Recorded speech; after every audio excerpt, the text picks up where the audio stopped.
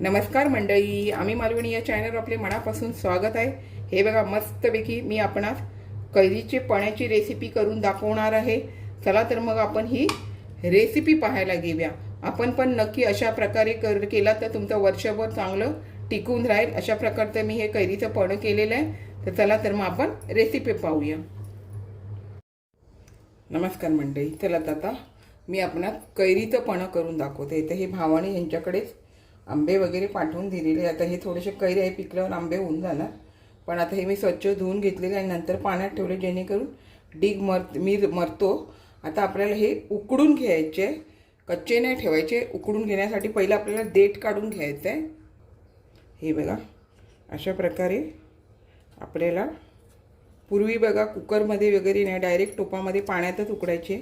आता आपण हे कुकरमध्ये उकडून घेणार आहे।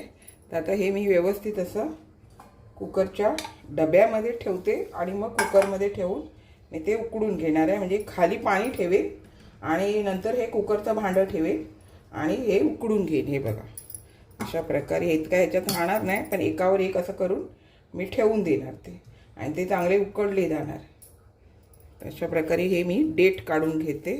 ह्याला डीग असतो, दिसतो ना तो येताना। आणि आंबे हे गावचे आहेत, सुगंध पण भारी येतोय। छोट्या भावानी माझ्या गावी राहतो, त्याने पाठवले आहेत भरपूर आंबे। ते आपले पिकले काय खायचे। आता हे थोडंसं चला बोलूया, आहेत तर आपल्या पण करूया। हे तर मी कसं पुदिना ज्यूस, बेलफळाचं ज्यूस, आपला आवळा ज्यूस, हे पण ज्यूस हे आपल्याकडे भरून ठेवलं ना का आपल्याला कोल्ड्रिंक्सची गरज लागत नाही।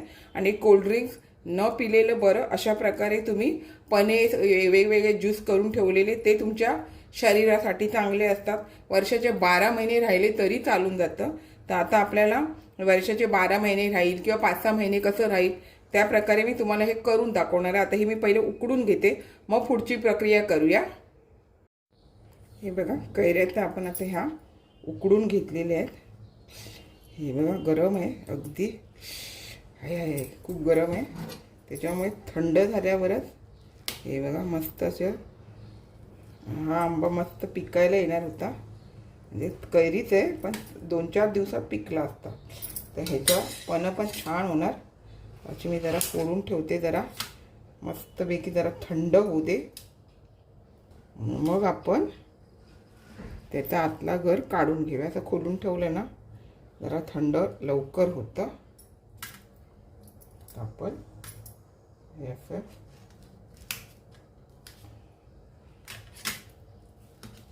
मग थंड व्हायला देऊया। हे बघा, मस्तपैकी असा गर झालेला आहे। हे बघा मंडळी, बऱ्यापैकी आपल्या ह्या आता कैऱ्या थंड झालेल्या आहेत।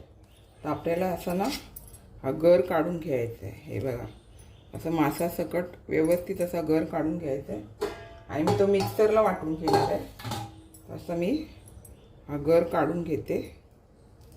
हे बघा, असा व्यवस्थित असा निघला जातो। नाहीतर तुम्ही सालं काढून जरी उकडवलात ना तरी चालून जातं। मी जरा अशा पद्धतीतच करते। तर हे बघा, असा गर पण छान असा निघतो। सालं काढताना ना काय होतं माहिती आहे, अर्ध सालाला मांस लागून राहतं। आणि अशा प्रकारे केलं ना तर हे बघा व्यवस्थित असं मांस असं निघतं। आता मी अशा प्रकारे हे सर्व आहे ना, हे सर्वांची असं ना मांस काढून घेते आणि मग तुम्हाला दाखवते। काढत बसली, व्हिडिओ करत बसली तर मोठा होऊन जातो। त्याच्यामुळे मी आता हे सर्व मांस काढून घेते। बघा, सालाचं सर्व असं उकडल्यावर असं व्यवस्थित निघून जातं। तर आता अशा प्रकारे मी सर्व हे काढून घेते, 4 कैरींचं। तर बऱ्यापैकी ही आपली कैरी बघा मस्त अशी साफ करून झाली। आता आपल्याला हे मिक्सरमधून बारीक करून घ्यायचं आहे। असंच नाही हे करणार आहे, मी हाताने मिक्सरमधनं बारीक करून घेणार आहे। आणि पुढे अजून छान अशी प्रक्रिया आहे, जेणेकरून हे पण आहे ना बरेच महिने तुमचं बाहेर पण राहू शकतं आणि मिक्सरमध्ये। आता हे 4 कैरीचं आहे, म्हणजे बरेच दिवस बरेच महिने असं छान असं टिकतं। तर आता आपल्याला हे बारीक करून घ्यायचं आहे। आता हे बघा, आपण आता मिक्सरमधून बारीक करून घेतलं. ज्यामध्ये करायचं आहे मला कढईमध्ये, त्या कढईमध्येच आपल्याला आता हे काढून घ्यायचं आहे. आता हे मी काढून घेते. थोडंफार कडक असतील तर हाताने मोडून घेऊया, कारण हे भरपूर आहे. आता हे मी सर्व यामध्ये काढते. आता हे बघा, आपण हा गर काढून घेतला आहे. आता यामध्ये आपल्याला गूळ घालायचं आहे. तुम्हाला साखर वापरायची आहे ते साखर वापरू शकता, पण गुळामधलं जे पन्ह आहे ना ते जरा चवीला छान होतं. त्याच्यामध्ये ह्यामध्ये मी हे गूळ घालून घेतलं आहे. म्हणजे जेवढं आपल्याला हे आलं आहे ना, गर आलं आहे ना, त्याच्या अजून थोडं जास्त मी ह्यामध्ये गूळ वापरणार आहे. अजून थोडं मला गूळ घ्यायचं आहे ह्यामध्ये. हे बघा, अजून थोडं ह्यामध्ये मी हे गूळ घालून घेते. जेवढं गोडीला चांगलं ना तेवढे छान अशी चव येते. मी कसं असं किसून ठेवते, मग मला बरं पडतं. आता आपण ह्यामध्ये हे गूळ घालून घेतलंय. आता आपल्याला गॅसवरती ठेवायचं आहे, जेणेकरून आपल्याला बरेच दिवस बरेच महिने टिकून राहण्यासाठी. आता हे मी ही कढई गॅसवर ठेवते. हे बघा, आता आपण ही कढई गॅसवर ठेवलेली आहे. आधी गॅस फास्ट केला, आता जरा गॅस आपल्याला मीडियम करायचं आहे आणि ह्यामधलं गूळ वितळून घ्यायचं आहे. बघा, पंखा पण माझा चालू आहे. गरमी इतकी वाढली आहे मंडळी, काय सांगणार. त्यामुळे जरी किचनमध्ये पंखा लावला तरी थोडं गॅसकडे पण लक्ष द्या. गरम पण तितकंच होत आहे. त्याच्यामुळे उन्हाळ्यामध्ये तुम्हाला वेगवेगळे सरबत, वेगवेगळे प्रकारे तुम्ही ज्युसेस म्हणजे मठ्ठा, दही, लस्सी, वेगवेगळे पाणीदार फळं हे तुम्ही आवर्जून खा.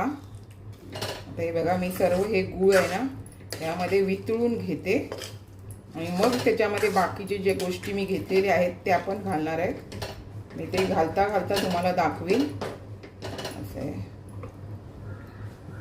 हे बघा, असं विरघळत आलं आहे. आणि हे खडे, परत थोडेसे कैरी बिरीचे तुकडे आहे ना, हे असं आपल्याला व्यवस्थित असं दाबून घ्यायचे. खडे पण व्यवस्थित दाबून आपल्याला विरघळून घ्यायचे. मस्त असं सुगंध एवढा भारी येतोय आणि छान वर्षभर तुम्ही टिकवलात ना. एकच नाही, वेगवेगळ्या प्रकारची सरबतं बनवून ठेवा. पुदिना सरबत, बेलफळाचं सरबत, अशा प्रकारे आवळा ज्यूस. मग तुमची जी सरबतं वर्षभर टिकतात. कोण आलं गेलं तर तुम्हाला ती छान असं त्या लोकांना द्यायला मिळतं. आणि गूळ घालून बनवलेली सरबतं जरा बरी, त्याच्यामुळे गूळ घालून बनवा. साखर घालून तुम्हाला आवडत असेल तर साखर घालून केलात तरी चालेल. आता हे मी पूर्ण गूळ विरघळू देते. हे बघा, आता आपण गूळ काय केलं, बऱ्यापैकी असं सगळं मेल्ट होऊन दिलं आणि त्याच्यातले दाणे दाणे कैची होते ते पण चमच्याने अशा प्रकारे मोडून घेतले. त्याच्यामुळे मस्त असं एकजीव झालं. आता आपल्याला ह्याच्यामध्ये बघा काय काय घालायचं आहे. चवीनुसार आपल्याला मीठ घालायचं आहे. मीठ व्यवस्थित घातलं ना तर आपलं जे सरबत तुम्ही बनवणार ते चांगलं टिकतं. अजून वेलची पावडर ती मी साखरेमध्ये वाटून केलेली आहे ती घातली आहे. आपल्याला थोडासा चाट मसाला वापरायचा आहे. छान अशी पाण्याला चव येते म्हणून मी वापरते. आणि ही जिरा पावडर, भाजून घेतलेली जिरा पावडर, म्हणजे जिरं वाटून घेतलेली ती पावडर आहे. कच्ची नाही घ्यायची, भाजलेलीच घ्यायची. आणि थोडं काळी मिरी पावडर अर्धा चमचा जायसारखं, बाकीचं सर्व एक एक चमचा आणि चवीनुसार मीठ, अशा प्रकारे हे मी घेतलेलं आहे. आता गॅस बारीक करूया आणि हे आपल्याला ह्यामध्ये छान असं एकजीव होऊ देऊया. ह्याच्यामध्ये मी नंतर आपण जेव्हा उकडलो तेव्हा पाणी फक्त ठेवलेलं कैरी उकडताना. नंतर अजिबात आपल्याला ह्याच्यामध्ये पाण्याचा अंश अजिबात वापरायचा नाही आहे, जेणेकरून हे सरबत आहे ना छान तुमचं टिकून राहतं. आता आपल्याला अजून जवळ 2-3 मिनटं असं चांगलं शिजवून घ्यायचं आहे. घट्ट झालं ना तर तेवढं अजून चांगलं राहतं. आता आपल्याला छान असं अजून हे करून घेऊया.